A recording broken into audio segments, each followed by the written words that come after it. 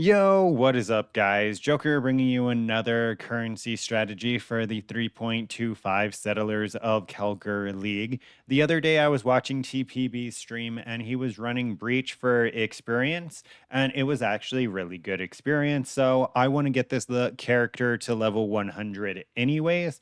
So I'm like, I wonder how viable this would be as like a currency making strategy.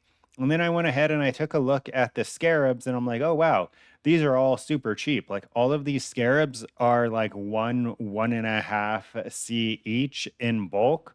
So super cheap. It's like under 16 C a map. The most expensive thing is the map device, but it does give us 3 additional breaches. One more thing is you can run this strategy in yellow maps. I don't believe anything changes from yellow to red maps besides the items that they can drop. I think the uniques that can drop in breaches are actually map tier like locked, item level locked, right? So I believe that's a thing, but you can run this strategy in yellow maps as well. I'm like 90% sure. But we're going to be using 2 breach scarabs plus the map device plus our atlas, giving us 7 or 8 breaches on each map. We're using a breach scarab of lordship to guarantee that each a breach has a breach lord, and then we're using 2 breach scarabs of splintering, which gives us a total of like 148% increase splinters from mobs and classed hands. Then on our atlas, we're just going like this. We're going over to the breach stuff, right? 20%, 10%. So pretty much guaranteeing we have an extra breach, and then maxing out the amount of monsters we have in a breach. And then these nodes are dependent on like how fast you can actually clear, because if you're super slow at clearing the breach and you don't have that much AoE, you may not want the breach opening faster or slower. Then we're obviously taking scarabs because scarabs are always good. We're only grabbing Tortured Dreams because breaches in your map have a 45% increased chance to be Achiola, and the Achiola boss that we're forcing onto the breach has a 50% chance to be duplicated. So this essentially means half the time we see Chiola boss, it's going to be 2 Chiola bosses. Then we're going up here and we're grabbing the Zestula hand, pretty much just because it is an additional boss that can spawn. And the hand of Zestula is really cool because it gives you splinters of all types. So it's overall just more shards, right?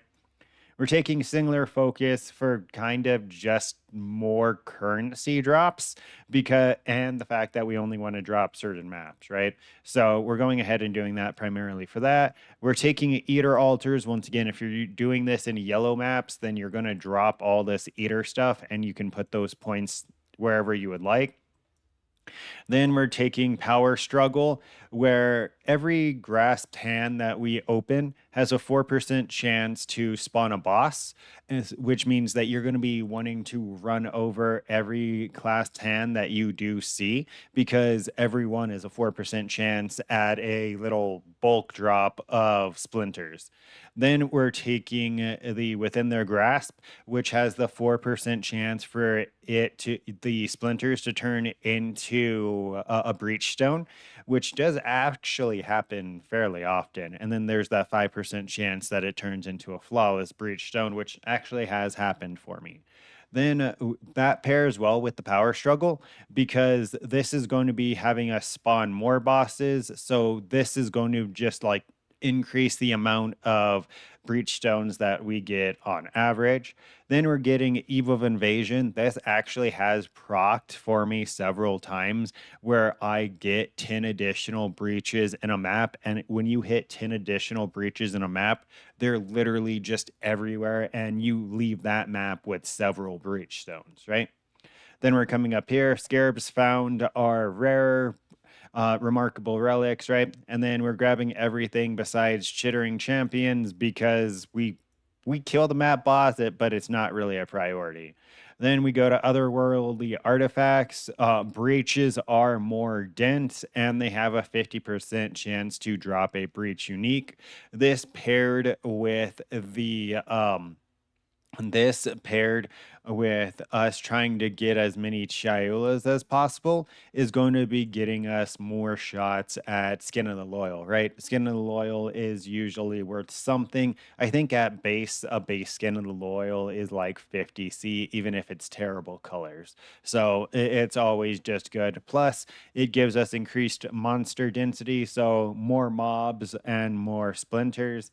Then we're over here, we're taking Chiseled Perfection. I mean, we actually don't need to take this because we're not even fucking Eh, no, we'll leave it. We're not qualitating our maps ourselves, but they are going to have the natural quality because we are corrupting them. So then we go over here and amplified artifacts.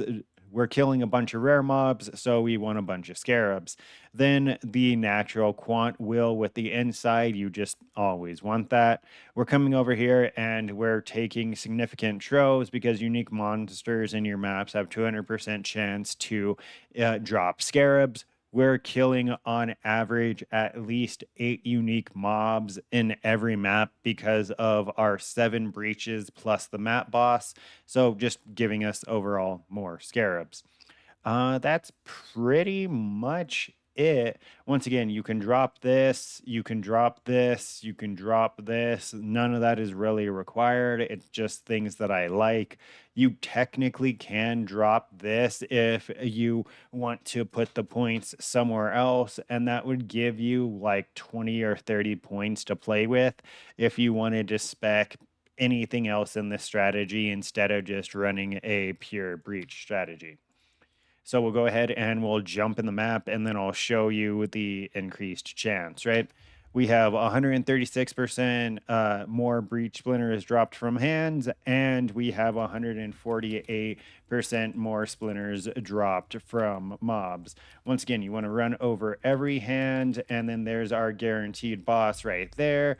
Guaranteed boss dies, and then you literally just kill as many of the mobs as you can because they're gonna essentially be your loot, right? And plus, more mobs you kill, more altars that spawn. Oh shit, I didn't even notice that I ran over another altar. Gotta make sure that I kill that boss too. Touch the hand, and that's essentially the strategy, right? So I'll go ahead. You can go ahead and run through the map and open all the breaches, like kill everything first and then loot if we would like. The only thing that you want to make sure that you do is you want to make sure that you um, do this on an open map, like an open map layout, because you want the breaches to be able to expand. And sometimes, if you do it on an enclosed map, the breach won't expand and you'll lose out on the guaranteed boss before the breach actually opened enough to spawn it. So there we go. We got our ore, and this is our third hand. So as you can see, it's not always going to be where you directly see. Oh, but see, that's why we take the Zestola hand. It's just, it's really good. We don't always see Chubby like anytime soon in a map. Majority of the time, you are going to see it later in the map. For a loot filter type situation, I'm just using an uber strict loot filter from Neversink. I haven't taken the time to mess around with the loot filter since he updated the website. So I really don't know how to edit it. I say just use the loot filters that are there. I believe they go directly off market value. So, and I'm pretty positive that they update directly in real time with market value. So you should never be like losing out just using one of the loot filters. Besides that, I'm pretty sure there'd be like some other people that make the loot filters for you. So this is going to be the worst breach that you can get, and it's Esh, and that's because Esh is shit. Um, Esh not only has 0 good drops, it has like well, I guess the lower 3 breach stones are all the same cost. But yeah, I just don't like Ash. It has the more rippy mobs in it too because they usually apply a big shock onto you. So majority of the time you're going to have to deal with like a big shock unless you're shock immune. And I guess there's a lot of people actually ripping right now. I guess people have decided they want to do the like voided Valos maps because I've seen like 20 some people rip in the last 2 days. And that's just since I've been back from D4. Like, I guess a lot of people are deciding, hey, let's do all those maps. And I guess a lot of them can't. I really want to walk over these one of these hands and show you the boss spawn, but we're not really getting lucky with the whole 4% chance thing because sometimes you'll walk over the hands and it'll be like back to back to back where you just constantly are getting bosses to spawn. The most that I've hit is six.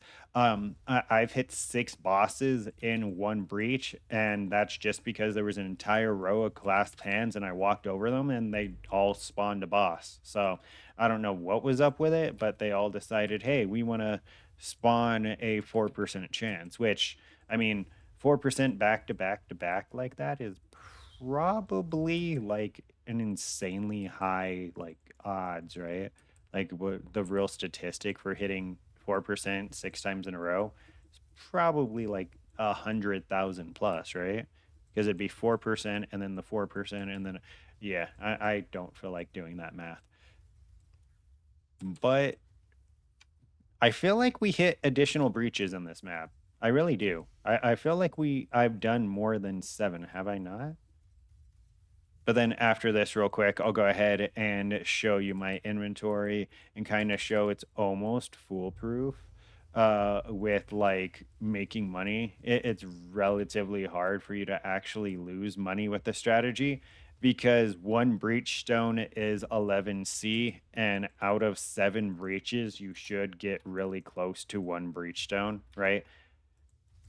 So let's go ahead and it's not 7C. Did I say 7C? I meant to say 11C. Headhunter. Aw, never lucky. Okay.